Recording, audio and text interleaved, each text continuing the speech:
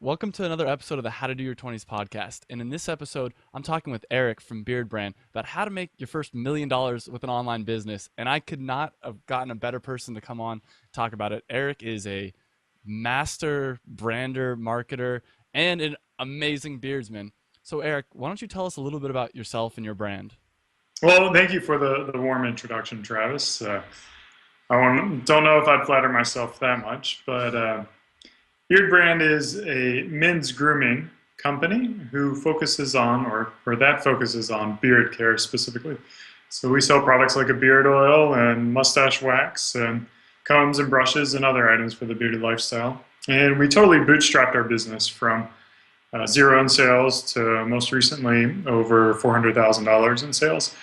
And we did that without any outside investment or lots of money, so we just kind of did it from the grounds up, really focusing on our brand and connecting with our customer base and come from there. Yeah, so I know you're really big on social media. And can you tell us a little bit about how a new company can use social media to really grow their marketing platform? Yeah, social media has been, pretty much the reason that we've grown. When you don't have a lot of money, the beauty of social media is if you have more time, you can really rock at it. So we're able to leverage the platforms out there to really build a community and build a connection with our audience and grow organically rather than buying our growth. So our big channels for us were YouTube, Tumblr, and our blog as a great way to really just connect with our audience. We also got into Reddit a little bit. We've been real active on that community, that channel.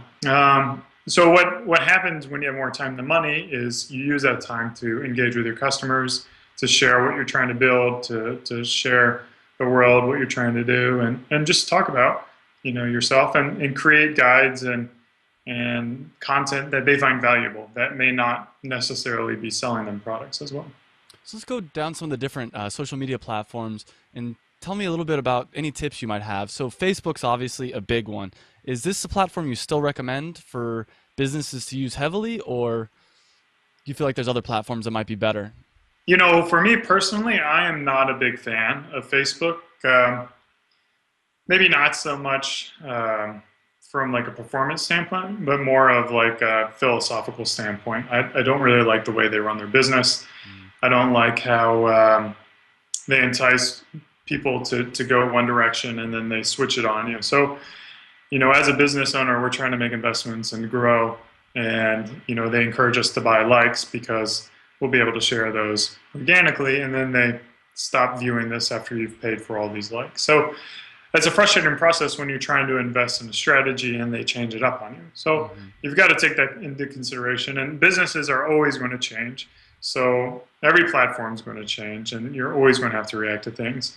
But I think the way that Facebook does it isn't a very ingenuous kind of way. But we do still advertise on Facebook a little bit here and there. So don't completely throw out the baby with the bathwater.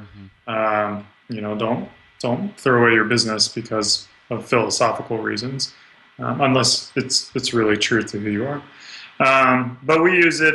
One of the downsides with advertising on Facebook versus advertising on buying banner ads or a more traditional advertising route is the comments on your products is another device that you have to moderate and respond to. So you're not just simply buying an ad like you would buy on Google AdWords, where it drives them to the website and it's a one-way communication, but it's a two-way communication. So not only do you have to buy the ads, create the content, but you also have to moderate it in the event that you get some haters on there, or you get some people saying negative things, or you get some people just simply asking questions about your product. You don't want to leave those unanswered as well. So there's an additional cost to the ads that you'll also need to factor into the price of advertising on Facebook. Okay, and when you Yes. were you the one that was answering all the Facebook comments and doing all that? Yeah, I just a little more information. One of my co-founders, Jeremy, he owns a successful business in Spokane doing carpet cleaning services. And he's been a great foundation help for us, but that's his baby. That's his full-time gig, and it's always going to be. And then Lindsay, she didn't have a sugar mama like I had to help, support us when the cash got tight. So she was a single woman, and she needed to work for the man for a little bit to make sure the income was coming in. So I had the ability, I had the flexibility to really focus on the business, not pull any money out of it, and do what needed to be done to have that active management of the company, and really that direct communication with our audience. As you've grown, have you had to hire people to help answer some of the Facebook comments and some of that social media stuff? Oh yeah, we're still totally committed to social media, and we're on a lot of platforms. So I handle pretty much all the YouTube stuff. We've got some in-house team members that will handle Facebook and Tumblr. And then we also work with an outside firm to help us generate some content for Facebook and Instagram. And I think those are the two ones that they really focus on. And Instagram, what's your guys' strategy there? Because I know that's been pretty big for you guys. Instagram and Tumblr for us are a similar strategy. We use it more as a branding play to create an image of what an urban beardsman is. So it's going to be a lot of photography and imagery of this lifestyle that we're going to create without a lot of call to actions or driving to our website. Every once in a while, we'll do a photo of our products, or a customer submitted photo, things like that, where it goes there. But it's not really our strategy isn't really to drive traffic from there. It's more of just creating the brand. Now, what about from your blog and YouTube? Do you try to drive more traffic to your website through those platforms? Yeah, our blog, we do have like a shop link on our blog, urbanbeardsman.com, and it will go to our store to shop, and we'll write articles. Probably like 1 in 5 articles will be about grooming, where we'll have links going back to our products. But again, it's more of trying to generate value. So 80% of the stuff is trying to build value and content for our customers. And then that 20% is either shameless promotions or disguised promotions, where it's also a guide using our products. And then YouTube's a lot of the same way. It's giving guidance, and a lot of the times, like, the guidance we do is relevant to what we're producing. So if we give a how to groom your beard type of video, then obviously we've got the tools in house to help you groom it. But we've expanded, we've added more talent to the channel, which I'm really excited about, and trying to build Beard Brand being more than just me as an individual and like a whole company. So I'm really excited about that. The separation between me individually and the brand, and I think that's going to add some longevity and more value to the company as we grow. And for the blog, who do you have write it? Do you have specific writers? Do you freelance? How do you get stuff for the blog, basically? Yeah, we hired an editor, Curry Corbin, a friend of mine up in Spokane, another urban beardsman. So he's responsible for coming up with the ideas. We've worked with DJ. He's been one of our writers who did a lot of our guest posts on our profiles. Max is a guy here in Austin that will do a guest piece here and there. And then we'll have some of our, we just had a really good article by one of our customers, John Tidwell, that kind of told his story of becoming an urban beardsman and what it meant. It was really well written. So, we're kind of open to a lot of different articles. I'll do guest posts as well. Lindsay will do guest posts. So it's really a community driving a lot of different voices to the website and trying to get content out there on a regular basis that allows people to come back regularly, rather than this just kind of once in a blue moon thing and hoping it's a home run. Yeah, and I looked through your YouTube, and all the videos I saw were awesome videos. Did you have some original videos that weren't quite as high quality that you ended up deleting, or since you started, have they been pretty good quality videos? Well, you must have not gone far enough back, because some of the old videos are not up to the same quality that we've got today. I mean, I was just filming them on my MacBook, like we're talking here right now. And then eventually, like I got this camera, but the sound wasn't very good, and you'd hear like this chirping on it every time it focused in and out. So I upgraded the sound, and then most recently, I've kind of figured out a little bit with the lighting to be able to get better lighting. So I've had very poor lighting in the back past. So it's been a progression, and hopefully I'll still be able to get the videos better down the road. There's still a lot of opportunities out there to make it better, but no, it's a pretty simple setup that I have, and I'm not a video editor or a videographer, so everything's been self-taught, and it's definitely not professional quality. That's what I'd say. So you'd recommend most entrepreneurs just kind of jump into it then, as opposed to, I know a lot of people, they want it to be perfect from the get-go. Yeah, ours definitely was not perfect from the get-go, but at the same time, our company didn't have a lot to lose when we started. You know, when you have no sales, you can put anything out there, and you're not burning anything. But as you grow and you have something that's more established, you do have a brand that you want to protect and some consistency. So it is important to almost have a quality level at your company's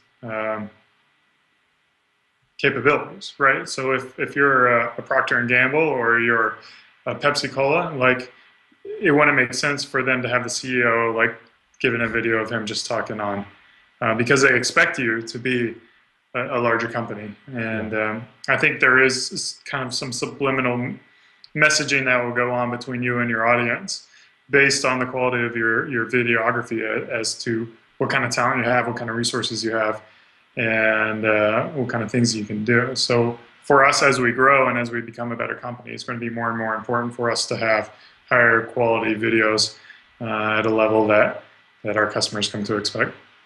So as far as marketing goes, other than going on Shark Tank, which I know is huge for you guys, is there one single thing that you say that was probably our best marketing thing that we did? Well, Shark Tank was a huge boost, and getting involved in Reddit has been a huge boost for us, and YouTube has also been a great boost for us. So I'd say after Shark Tank, it would probably be just a combination of Reddit and YouTube were really our big drivers for our company's growth. And I noticed that you were featured in a couple different magazines, Esquire being one of them. How did you get that? Did you approach the editor? Did they approach you? With Esquire, I believe that was from our PR company. I believe they reached out to them and initiated that conversation. With Men's Journal, they came to us. With New York Times, they came to us. With Forbes, that was an introduction, a referral. With Inc. magazine, they came to us. So it's just a combination of us, our PR company reaching out to them, and us kind of already being in the news and having these reporters come to us. Okay, very cool. Yeah, that's something that I personally want to do with my business, but it's kind of where to start question, you know. Yeah. But let's shift gears here a little bit and talk about your site design. Now, when you first started the website, I assume, like most entrepreneurs, it was not quite as beautiful. At what point do you decide to do kind of a site redesign? It was pretty early in the process, and I talked about like Reddit being good for our business. It wasn't necessarily just good from people being aware of our company, but it was also really helpful from improving and critiquing our website. So our first website that we created was on a free template, and we just threw up some photographs of it, and had a slider, and it was probably within the first couple of weeks. Or maybe first month that I redesigned the website to a new template. And we purchased a premium template the second time around. And I don't think a lot of people had that template, whereas our free one, almost everyone and their mom had that template at the time. So it was just an evolutionary process for how our product listing has grown and how that information was displayed on our website. And we've learned a lot. And we're always trying to tweak it and make it better and improve it. And Yeah, right now I'm thinking about I've got to hire like a web guy, like almost full time to make sure that it's always getting better and always improving. Do you do a lot of split testing with your website? Yeah, we do. We don't do as much as we should. We work with a firm for that to help us with that. Um, but it's not something that we're doing as regularly as we'd like. We're focusing on our UK based store to get those conversion rates up. They're at like a third of what our US store is. So I got to figure out how we can get that up to our US store levels and have that same kind of conversion. And there's going to be a lot of opportunity once we figure that out. And what about going mobile? Did you start off with a mobile site right away, or is that something you recently switched into? Our mobile site was our website is responsive. Okay. So the template itself was responsive. So once we installed the template, it was like that from day one. And it's a pretty effective responsive theme. It works pretty well with our customers. Do you see a lot of conversions coming from mobile, or most of them still coming from desktop? Yeah, I mean, most is still a desktop conversion. I think our conversion rates are around like 3 to 4% on our desktop, and then mobile is probably around 2.5%. So there is a little bit of a drop off, especially during the Shark Tank episode. I think a lot of people were just watching TV and browsing on their phone. So we did see a really poor conversion rate during the Shark Tank thing, but it hasn't been significantly lower than our store. And what platform do you use? Do you use Shopify or one of those kind of hosted platforms? Yes, we are on Shopify. I've been very pleased with it. It's allowed us to scale up rapidly without worrying about our infrastructure and all the orders coming in and being able to have the tools and apps to connect with that and help us grow has been probably one of our best decisions. I've never used BigCommerce, and I imagine it's kind of similar. Mhm. But I have used Magento in the past, and I would probably say Shopify is a better experience than Magento and better experience than WordPress as well, um, just from my own experiences. But every business is different. Have you had an e-commerce store before, or was this your first chance doing it? Yeah, I had this online store called Wakamo, and we sold vinyl wall graphics. And it was I designed the wall graphics and we built a store on Magento. And I got like 1 or 2 sales, and then got cold feet, got scared, and never took off from there. Hmm. Okay, so well, I was doing some research for this interview. I saw that your email marketing has a crazy good open rate, and I'm just wondering, what do you do that's different with your email marketing than other people? We you'll hear like a repeating theme here Hmm. with what we do, but it's 80% content and 20% sales, and that's not the exact ratio, but we try to provide value to our customers. We're confident that we've got the best product on the market, we've got the best experience on the market, and when you're ready to buy, we'll be here to buy. So we're not even going to remind you. We're not going to push you hard to do sales. And I think people really appreciate that within an organization is that they are confident in what they're doing, and they're here helping. They care about who I am as an individual. It's not about what's in it for Beard Brand. It's about what's in it for our customer. Um, and I think they relate to that. So they want to open that up. They want to read it. They want to connect. And if they reply to the email, then I'll reply to them back. And um, we have seen as we've aged that conversion rate probably does drop off a little bit. So I don't know how much of it is guys, shaving their beards off and not opening anymore, or accounts going dry. So it's something that I want to continue to improve. But email marketing isn't a number one priority for us. It's not one of our draws. And as everyone says, if you're not doing email marketing, you're shooting yourself in the foot. But proof of our growth can show you that you can still grow without email marketing as your framework. The 80% you keep talking about of value, do you have like an example of something you'd give to your customers that's really value driven without trying to sell anything? Yeah, so I think about one of my emails with a really good response rate and really good connection with our audience was my wife lost her job, and she lost it because the company went out of business. And in the email, I talked about how my wife lost her job, how just instantaneously, you can be without a source of income. And it's important for you to really have control of your life, to, take the steps that you need to prepare for those things, and how, becoming an entrepreneur or, chasing what you're passionate about, is good for you. And some people email me back. They had a very similar experience, and just really connected with them. And that was nothing at all about beard care. It's just totally about life and how to overcome things and how to become a better man, and to be prepared for things, and set yourself up for success. And that's what we're about. We're not about just selling products. We're about helping men feel confident with who they are, and helping them become better men.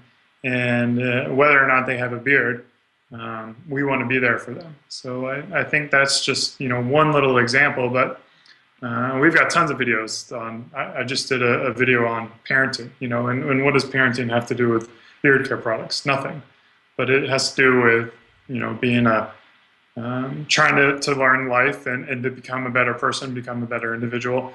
And that's who we want to go after. We want our customers to be like that. We want our customers to be open-minded.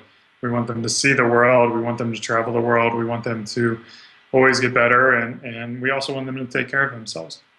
Wow, that's really awesome. I really like that, because I feel like a lot of companies, they constantly want to remind you, hey, buy our product. And even if they're not, they're like, it's pretty much about their product. Yeah.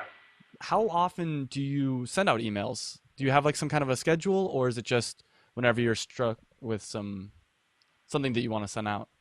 Yeah, when I started off, it was about once a month that we did. And then I've gotten more resources and more time. We bumped it up to about once a week, or maybe once every other week. Um, so we try to keep it pretty regular and keep them expecting it. Um, yeah. And with the But, blog and YouTube, is it the same kind of thing on a yeah. regular schedule, or? Yeah, so we've really gotten the YouTube channel down. We're posting videos from me every Thursday, Mhm. and then our guest talent will get them posted on Tuesdays. And that's not an every Tuesday thing. It's kind of when I can line up all the aspects of that. And then with our blog, we post Monday, Wednesday, and Friday for that, or more if we have content. But it's a 3 times a week thing. And so, kind of shifting gears again here, I know you've scaled pretty quickly, but when you first started, were you guys all personally doing the order fulfillment, or have you That been? was, one of the things that's been important for us, for an organization, is to do the things that we love Mhm. and that we're passionate about. And that means, like, between me and Lindsay and Jeremy, and then also our team members. And none of us love doing fulfillment. Mhm.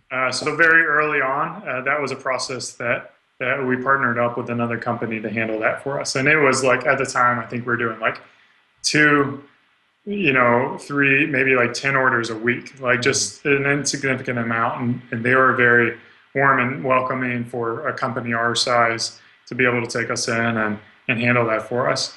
And getting that off our plate is one of the reasons we've been able to scale, because we can focus on what we love. We don't get burnt out, and we're doing all the things that we're passionate about. And Mhm. then our fulfillment house is doing what they're passionate about, and our manufacturing partner is doing what they're passionate about, and our SEO guy and our PPC guy and our analytics guy, all those people are doing what they're passionate about, and it allows us to grow quickly. And I don't have to waste valuable resources going after these things that just frankly burn me out. Yeah. What has changed as you scaled? Has there been any hiccups along the way? Yeah, I mean, I think the biggest challenge is when you, first of all, when you're totally bootstrapped, and you're trying to create a market and figure out a market, you don't know really what products are going to sell, and how they're going to sell. And in addition to that, you don't know how to prepare for the growth. Like, so being a bootstrap company, we want to stay as lean as possible, because every product that's on our shelf could be $1 that I'm spending to help get our voice out there, right? Mhm. So I want to keep that inventory to, like 0 days, right, if possible. And But if you do that, you run the risk of growing really rapidly, like by being on Shark Tank or having a big post on BuzzFeed or whatever it is, and then boom, you're out of stock of something. And if you're out of stock, you're not making any money because you can't make money on things that you're not selling. I mean, you could, you can sell things that you don't have, but we try not to do that because we want to have a really good experience with our customers. So it's just that fine line of knowing what your inventory is and knowing how to grow and lining up all the pieces and, finding vendors who can handle like, buying in lots of 50 and then like 2 years down the road, you've got to buy pallets, right? Hmm. So, is that a different vendor and how do you scale that and which vendors can scale with you and which vendors do you have to move on once you've outgrown them and, you know, how much do you decide to work with a vendor because of where you're going in the future or where you're at today? I mean, those are all very challenging aspects of scaling and growing. One problem I'm currently having with my e-commerce business is keeping track of inventory. And it was really easy when we were a smaller company. You had a spreadsheet or you could eyeball it. But what tactics do you guys use? Do you have software or something you use for keeping track of inventory? I think this must be a problem for all businesses because it's a challenge for us. We've got 3 online stores. We've got our Amazon store, our US store, and our UK store. And we also have our wholesale store as well. And we have them all tied in with a software platform who does some things very well for us, but is also a struggle for us as well. It's not a perfect solution, but it seems to be getting there. So I'd love to say we have like the perfect inventory answer for you, but we don't. And it is a challenge for us as well. Okay. And what about with accounting? Do you guys use, I know Xero's pretty big with a lot of entrepreneurs, Xero. Mhm. Do you use that software or do you have a bookkeeper or? We do. We outsource our accounting. That is definitely not something I'm passionate about. Yeah, me either. And we've got a good accountant, great accountant, and he'll handle all that for us. I know he works in QuickBooks, and then it will tie in with our inventory management as well. Um, and then he'll just log in manually to our bank account and get that information. So we're a cash based uh, business, so it's a little bit simpler than was it accrual based. Mhm. Um, And how have you guys gone about hiring people for your brand? Is it been a challenge finding good people or have you been pretty lucky about it? I think we've been pretty lucky. We've technically speaking, we don't have any employees except for Lindsay and I. The others are independent contractors. Okay.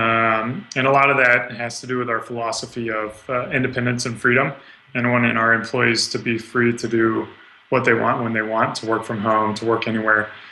We've built this company to function remotely and independently. Um, so it's important for our employees to understand that. But I think we got pretty lucky with our team members. The ones we have on board are very talented, very passionate. They share our philosophies in life and our outlook for customer service and building a great product and doing the right things, even if that means we lose some money here and there. We got to make it right. So it's been a great fit, and we've just recently added 2 more people. So I'm excited to see how they settle in with us and help us grow.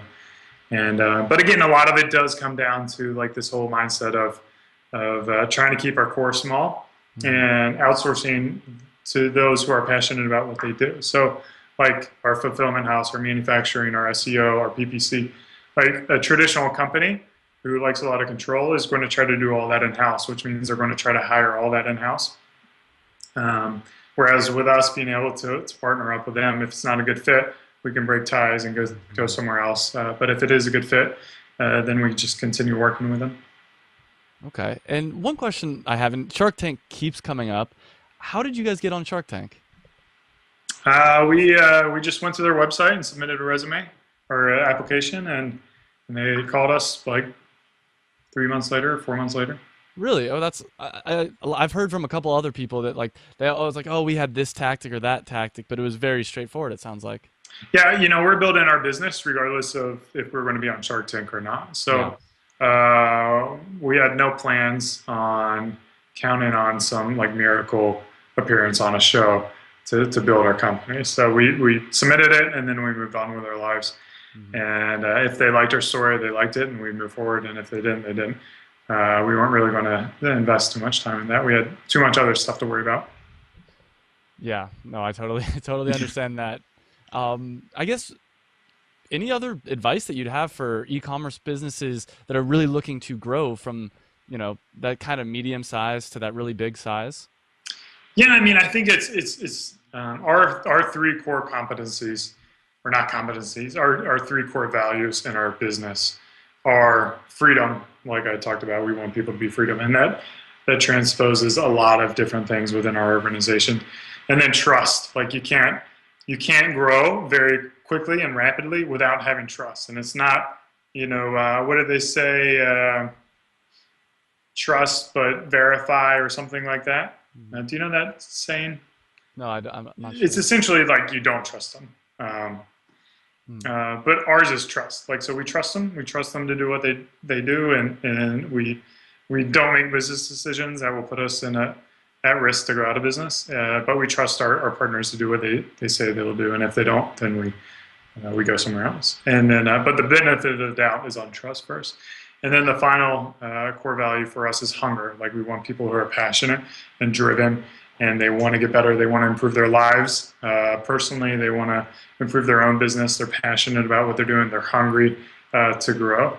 So it all, like, within the internal aspect of our company, it all comes down to that for us in one way, shape, or form.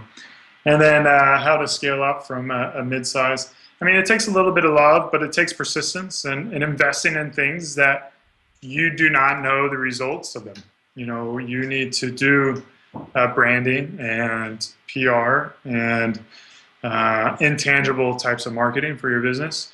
The reason that McDonald's has a sign on the World Cup banners at the soccer field is because that stuff works, Mhm. and it will work for your business if you make it work, if you invest in it and you do it consistently, and you're committed to it. But if you just kind of stick your toe into it, it's not going to work. So just a little bit of faith, a little bit of risk, a little bit of commitment to the bigger picture. Awesome. Well, Eric, thank you so much for coming on the show. I really appreciate it. And yeah, thank you. Yeah, yeah, the pleasure's all mine anytime. So appreciate all the great questions. And if anyone out there needs some help or has some additional questions, feel free to reach out to me, and I'll help you to the best of my abilities. Hey guys, I hope you enjoyed that video. And if you did, make sure you hit the big red subscribe button down below. You can also check me out on Facebook and on Twitter. And I release a new video every Monday. And by hitting that subscribe button, you'll get those new videos every Monday. And this is really a podcast. It's also a website. You can check out the website. It's howtodoyour20s.com. I'll put a link right over here as well. And what it's all about is trying to improve your life. And we specifically focus on things that people in their 20s are interested in. So make sure you like the video if you liked it. Subscribe, like us on Facebook and Twitter, whatever. But I hope you enjoyed the video, and I hope to see you again on another video.